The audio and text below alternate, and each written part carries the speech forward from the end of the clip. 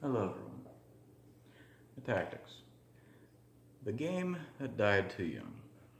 So also known as what happens when you try to combine said miniature collectibles, trading card games, and chess.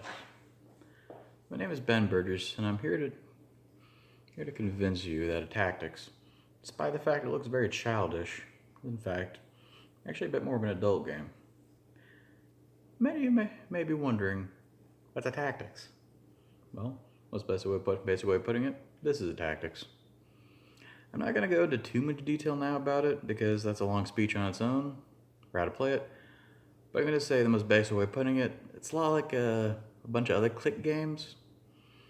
Except for, unlike most games, like with trading cards, the higher card wins. Or chess, whichever figure attacks first wins, or piece. Or like with most click games, whoever has the higher roll of dice wins. These figures these figures win by knocking the other figure out. That actually creates quite a big difference because in most of those other games, you don't need a good formation. This game you do, because good formation helps keep other figures from getting knocked down. So I'm here to talk to you a little bit about the strategies of the game and how they actually kind of change over time. When I first got the game, it was 2005, I was about 10. Said I was so excited my first game. First, my opponent was dead. I was just so excited, I put my fingers on the table, just charged straight after his, and I won 0 out of 10 times. That's what happens when you just charge figures forward with no rhyme or reason. They just go straight at it. I learned a lot from that, so I developed a simple strategy. One figure here, one figure here, one figure here, made a triangle. Sometimes I would do more like that in the inverse triangle. Some people call that a Mickey Mouse formation. Considering that Star Wars figures, it's a bit more ironic now. And I found out those formations could reinforce each other and could do a pretty good job. Then I could do one here, one here, one here, and they could move around a bit and actually outflank the enemy. People started copying me, and they actually found out how you could flank them a lot better. So then I built a new formation, the crescent. Shaped kind of like this: 3 figures deep here, 2 figures deep here, and 1 on the end. Those simple formations that came at it just got a full broadside from all those figures firing. So no matter what position, you always had a good figure that could shoot at them. And for a long time, this crescent, it was the king. Until they developed some new figures that could actually take it out. A few battle masters that were big, just put 2 figures here, 2 figures here, they could get right up against that crescent formation and break it. Make all the figures scatter about and make them easy targets for the other figures coming up behind. So then I turned to history and looked at how Hannibal dealt with a few things, and I realized simply turning the crescent backwards, making an inverse crescent, worked really well, because when these units then came in, they got caught in the crossfire and got knocked out. And then fittingly enough, my opponent looked to Scipio, the man who beat Hannibal. He made a triple line. The inverse crescent, when it hit the line, tend to crumple in on itself, and just, well, it didn't do very well. So I started looking, what beats a triple line in history? A wedge.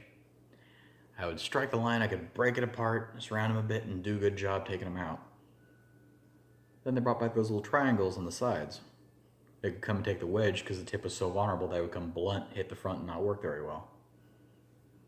So I thought, what could beat that? Well, make it a little broader into a triangle. Then I realized, no, the front, back, those so easy to get knocked off. So I thought, what could beat that? A circle? No. It's just like the crescent, except for, well, a bit more solid and a lot more to lose if it goes wrong. So what could beat that?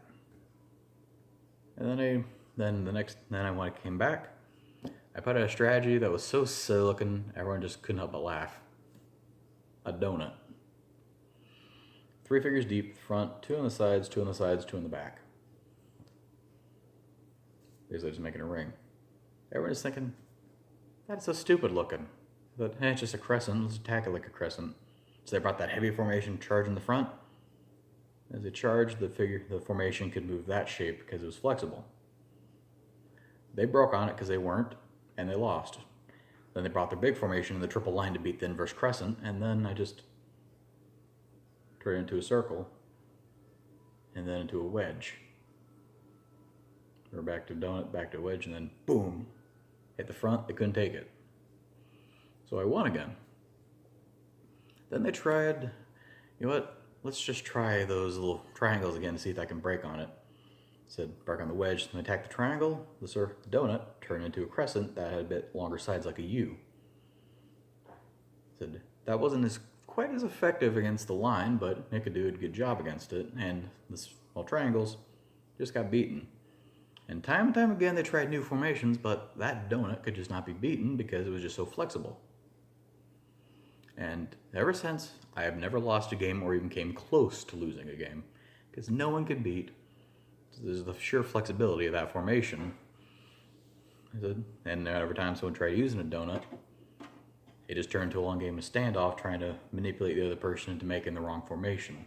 And since I don't know how to manipulate the donut faster than anyone else, I always won. So I guess in closing, one of the reasons why I say the game is so much more adult is because just how much more strategy and strategizing you need to do to win. So, and I guess I'd also say that the game also taught me a little bit about life. In order to win, you have to have a great strategy. And the best strategies are the ones that are flexible. And I bet right now everyone can agree with that. Well, see ya. But I guess I'll show you before you go just how much I love this game.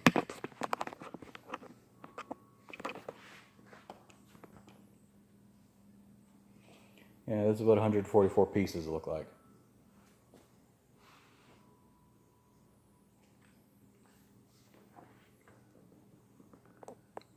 Thank you for your time.